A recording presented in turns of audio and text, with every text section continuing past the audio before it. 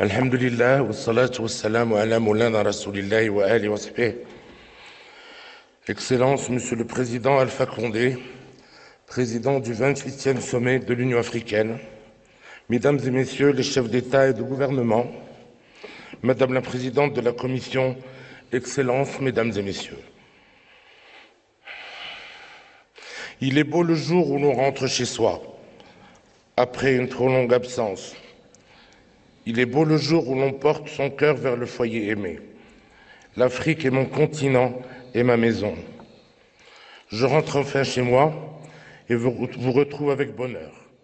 Vous m'avez tous manqué.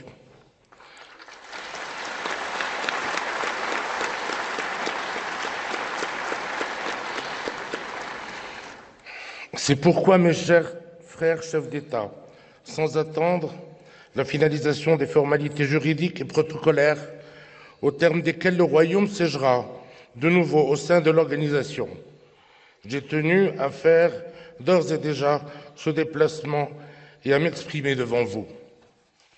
Le soutien franc et massif que le Maroc a recueilli témoigne de la vigueur des liens qui nous unissent. Le retrait de l'OUA était nécessaire. Il a permis de recentrer l'action du Maroc dans le continent, de mettre aussi en évidence combien l'Afrique est indispensable au Maroc et combien le Maroc est indispensable à l'Afrique. Nous y avons réfléchi mûrement et c'est à présent une évidence. Il est l'heure de rentrer à la maison, moment où le Royaume compte parmi les nations africaines les plus développées et où une majorité de pays membres aspirent à notre retour. Nous avons choisi de retrouver la famille.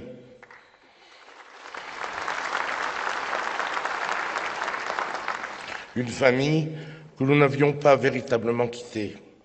En effet, malgré les années où nous étions absents des instances de l'Union africaine, nos liens jamais rompus sont restés puissants et les pays africains frères ont toujours pu compter sur nous. Des relations bilatérales fortes ont ainsi été développées de manière significative. Depuis l'an 2000, le Maroc a conclu dans différents domaines de coopération près d'1 millier d'accords avec les pays africains. À titre de comparaison, savez-vous qu'entre 1956 et 1999, 515 accords avaient été signés, alors que depuis 2000, il y en a eu 949, c'est-à-dire près du double. Pendant ces années, j'ai moi-même souhaité donner une impulsion concrète à ces actions en multipliant les visites dans les différentes sous-régions du continent. Au cours de chacune des 46 visites que j'ai effectuées dans 25 pays africains, de nombreux accords dans les secteurs publics et privés ont été signés. Notre action s'est particulièrement attachée à la question de la formation, qui est au cœur de notre coopération avec les pays frères. Ainsi, des ressortissants africains ont pu poursuivre leur formation supérieure au Maroc grâce aux milliers de bourses qui leur ont été accordées. Par ailleurs, des projets stratégiques d'envergure ont été mis en place lors de mes visites dans ces pays. En premier lieu, j'ai eu le plaisir d'initier le projet de gazoduc africain atlantique avec mon frère, son Excellence M. Mohamed Buhari, président de la République fédérale du Nigeria. Ce projet permettra naturellement l'acheminement du gaz des pays producteurs vers l'Europe, mais au-delà, il bénéficiera à toute l'Afrique de l'Ouest. Il contribuera en effet à structurer un marché régional de l'électricité et constituera une source substantielle d'énergie au service du développement industriel, de l'amélioration de la compétitivité économique et de l'accélération du développement social. Ce projet sera donc créateur de richesses pour les pays et les populations riveraines, créant un mouvement décisif d'impulsion et entraînant l'émergence et le développement de projets parallèles. De plus, il permettra d'établir des relations bilatérales et multilatérales plus apaisées et fera ainsi naître un environnement propice au développement et à la croissance. En second lieu, dans le cadre de projets visant à améliorer la productivité agricole et à favoriser la sécurité alimentaire et le développement rural, Des unités de production de fertilisants ont été mises en place avec l'Éthiopie et le Nigeria. Les bénéfices de ce projet s'étendront à l'ensemble du continent. Nous le savons, ce ne sont ni le gaz ni le pétrole qui satisferont les besoins alimentaires de base. Or, le grand défi de l'Afrique n'est-il pas sa sécurité alimentaire? C'est le sens de l'initiative pour l'adaptation de l'agriculture africaine au changement climatique, dite initiative AAA, que nous avons promue lors de la COP22. Elle constitue une réponse innovante et extrêmement concrète aux défis communs posés par les changements climatiques. Dès son lancement, elle a d'ailleurs aussitôt été adoubée par une trentaine de pays. L'initiative AAA vise à lever un financement plus important au profit de l'adaptation de la petite agriculture africaine. Elle accompagnera également la structuration et l'accélération de projets agricoles en s'appuyant sur 4 programmes. La gestion rationalisée des sols, la maîtrise durable de l'eau agricole, la gestion des risques climatiques et le financement solidaire des petits porteurs de projets. Cette initiative a d'ailleurs été l'un des axes forts du sommet africain de l'action que j'ai eu le privilège de présider à Marrakech en novembre dernier. Enfin, nos liens sont également restés puissants en termes de sécurité et de paix. Faut-il rappeler que nous avons toujours été présents lorsqu'il s'est agi de défendre la stabilité du continent? Ainsi, depuis son indépendance, le Maroc a participé à 6 opérations de maintien de la paix des Nations Unies en Afrique, déployant des milliers d'hommes dans les différents théâtres d'opération. Les troupes marocaines sont aujourd'hui encore déployées en RCA et RDC. De même, le Maroc a mené des médiations qui ont permis de faire avancer substantiellement la cause de la paix, notamment en Libye et dans la région du fleuve Mano. Excellences, Mesdames et Messieurs, la vision de la coopération Sud-Sud est claire et constante.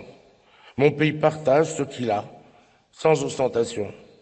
Dans le cadre d'une collaboration éclairée, le Maroc, acteur économique de premier plan en Afrique, deviendra un moteur de l'expansion commune.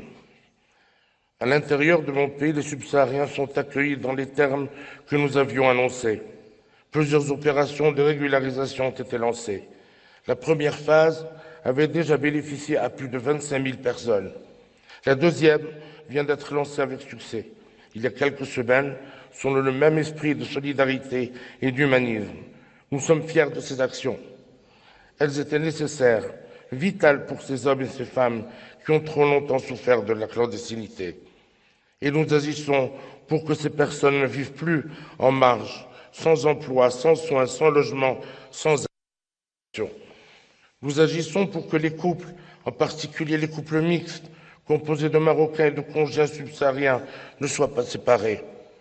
Toutes ces actions constructives en faveur des immigrés ont ainsi justement conforté l'image du Maroc et renforcé les liens que nous avions d'ores et déjà constitués. Certains avancent que par cet engagement, le Maroc viserait à acquérir le leadership en Afrique. Je leur réponds que c'est à l'Afrique que le Royaume cherche à donner le leadership.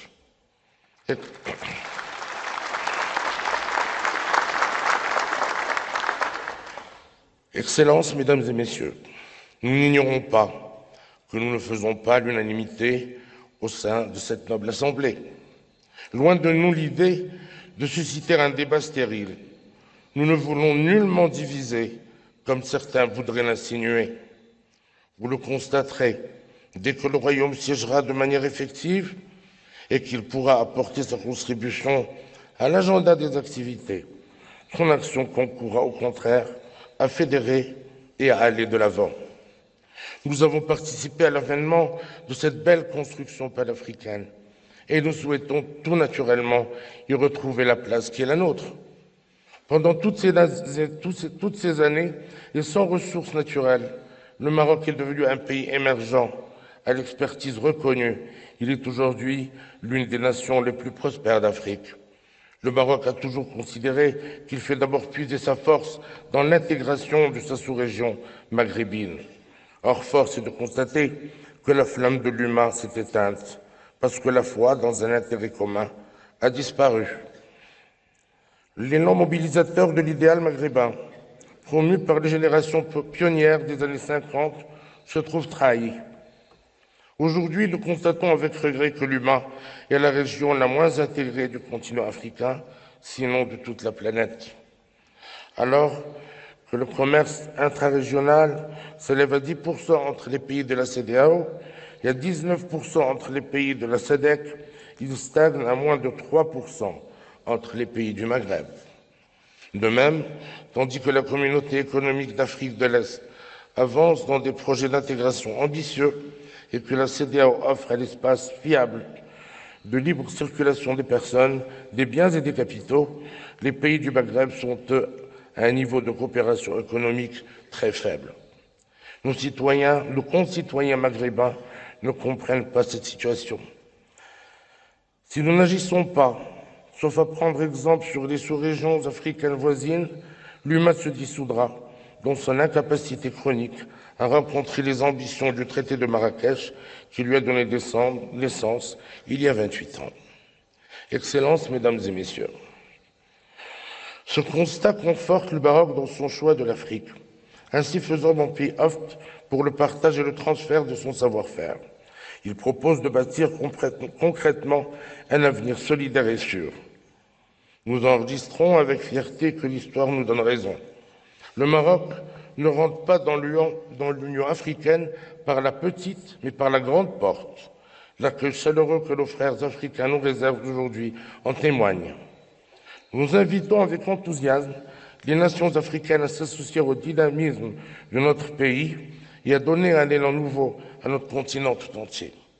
Excellences, Mesdames et Messieurs, il est temps que les richesses de l'Afrique profitent à l'Afrique. Nous devons œuvrer afin que notre terre, après avoir subi des décennies de pillage, entre dans une ère de prospérité. Certes, le colonialisme n'est pas la seule cause des problèmes de l'Afrique. Toutefois, ses effets néfastes persistent.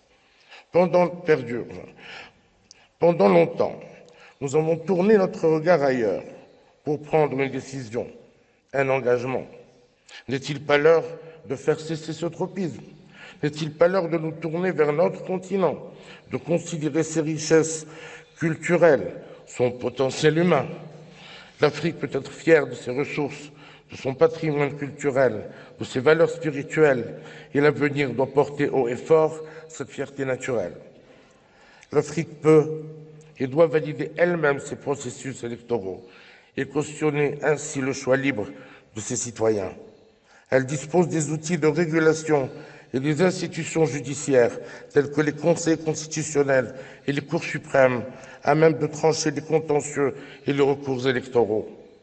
Ces organismes pourraient, le cas échéant, être renforcés, mais ils existent. Ils sont mis en œuvre, sinon, à quoi servent-ils? L'Afrique est aujourd'hui dirigée par une nouvelle génération de leaders décomplexés. Ils œuvrent en faveur de la stabilité, de l'ouverture politique, du développement économique et du progrès social de leur population. Ils agissent avec détermination, fermeté et conviction, sans se soucier d'être notés ou évalués par l'Occident. Depuis plusieurs années, le taux de croissance de certains pays du Nord ne dépasse pas celui de certains pays africains. La faillite de leurs sondages révèle combien ils ont perdu toute capacité de comprendre les aspirations de leur peuple. Et pourtant, ces pays à la situation sociale et économique défaillante, au leadership faiblissant, s'arrogent le droit de nous dicter leur modèle de croissance. Je le répète, la notion de tiers-mondisme me paraît dépassée. Ces agissements relèvent plutôt de l'opportunisme économique. La considération et la bienveillance accordées à un pays ne doivent plus dépendre de ses ressources naturelles et du profit que l'on espère. Excellences, Mesdames et Messieurs, c'est la voie de la solidarité, de la paix et de l'union que mon pays a choisie. Nous réaffirmons notre engagement en faveur du développement et de la prospérité du citoyen africain. Nous, peuples d'Afrique, avons les moyens et le génie, et nous pouvons ensemble réaliser les aspirations de nos peuples. Je vous remercie pour votre aimable attention. Wassalamu alaikum wa rahmatullahi ta'ala wa barakatuh.